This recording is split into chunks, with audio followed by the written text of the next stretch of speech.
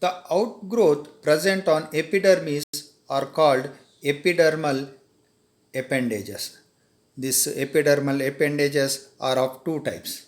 The first are the trichomes and second are the rooted.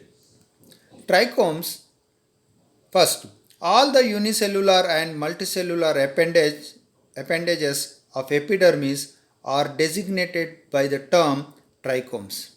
They are highly variable in their structure, form, and function, and they occur on both the vegetative as well as reproductive parts of the plant. They may be living or dead and may persist throughout the life of a plant, or they may be short lived. They usually have thin cellulosic cell walls, but sometimes they have deposition of lignin, cutin, and suberin. UFO classified trichomes on the basis of morphological characters into two types. They are the non-glandular trichomes and second the glandular trichomes. The non-glandular trichomes are again divided into two types. The first are the unicellular trichomes. They are the elongation of the epidermal cells. They may be straight or curved or bifurcated, forming a Y shape, or they become extended laterally to form a T-shaped structure. The multicellular trichomes are made up of more than one cell. They may be branch or unbranched. These are again divided into two types. The first are the uniseriate multicellular trichomes, where this uniseriate have a single row of cells. If the uniseriate trichomes, if the terminal cells become rounded bladder-like, then it is called as vesiculate trichome, example Chenopodium. If the terminal cell is capitate or subcapitate, then it is called as the capitate trichome.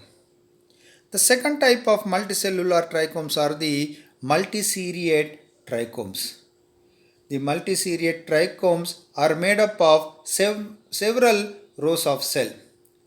The multiseriate trichomes may be complex branching structures, like they may be tufted, where several arms of the body diverge in various directions at right angles to the surface of the organ, or they may be stellate, where the body spread out in plane parallel to the surface of the organ, giving a star-shaped appearance, or they may be peltate, where the trichome has a multicellular discoid head which is borne on a stalk or attached directly to the foot.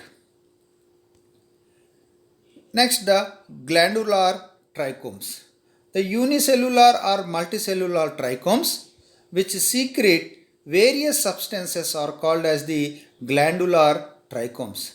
They are of various shapes. The simple type of glandular trichome are the stigmatic papillae, which are the extension of the protodermal cells. The simple multicellular glandular trichome consists of one or more celled stalk and a unicellular or multicellular head. The peltate glandular trichome has a discoid shield of variable number of glandular cells attached to a stalk. The glandular trichomes are involved in the secretion of various substances, and they are often called the glands. The first type of glandular trichomes are the salt secreting trichomes. They occur in the halophyte, and these trichomes help in the removing the excess salt from the plant body.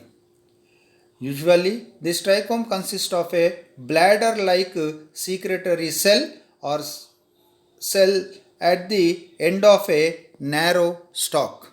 So, they have a one-celled or two-celled stalk, and over the stalk we have a rounded multicellular bladder-like cell The this salt secreting trichomes help in the excreting the salt from the plant body. So as you can see in the arrow, the salts move out from the xylem and they enter into the bladder like cell, and the salts are emptied into the vacuole of this cell. So after the salt secreting trichome burst, the salt they get dry on the surface of the leaf. So this are the salt secreting trichomes of the halophytes.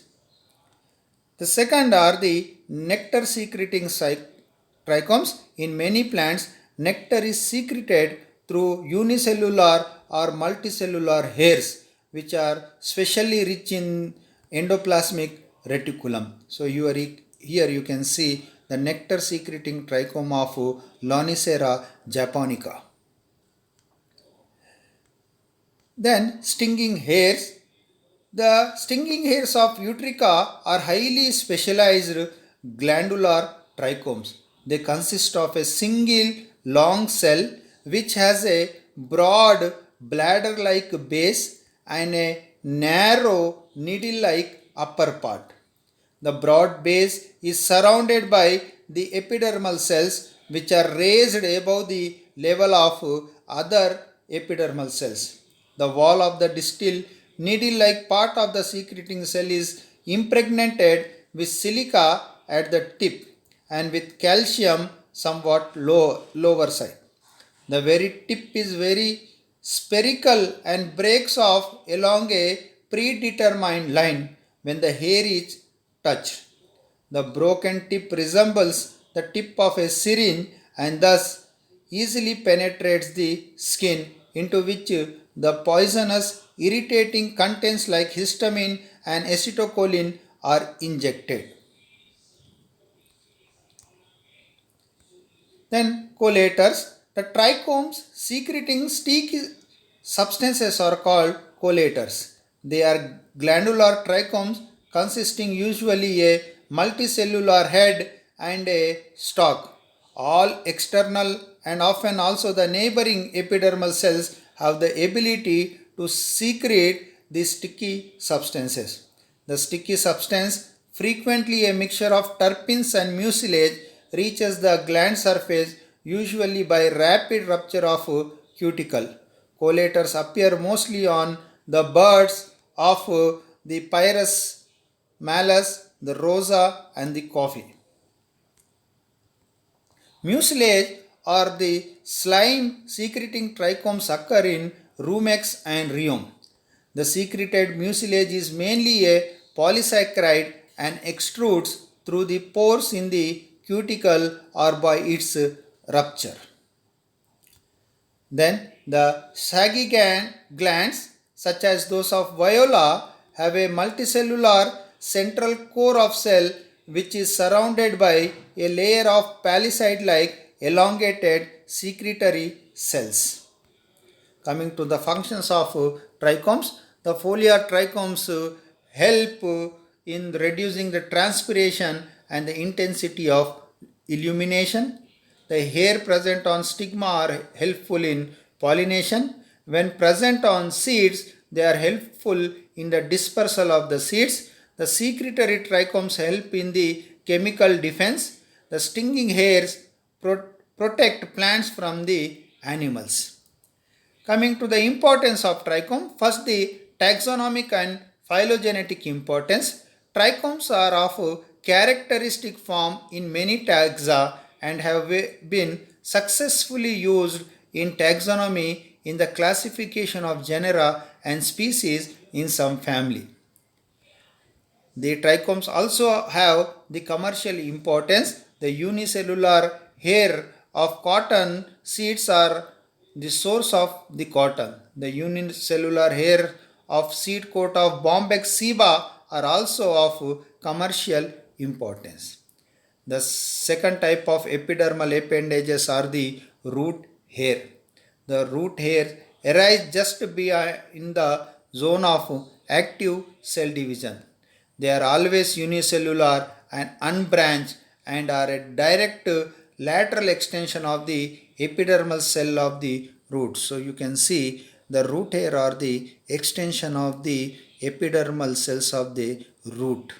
They are unicellular and unbranched.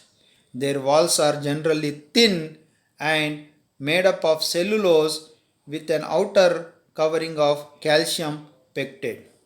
The cytoplasm forms a thin lining in which the nucleus is embedded near the tip of the cell.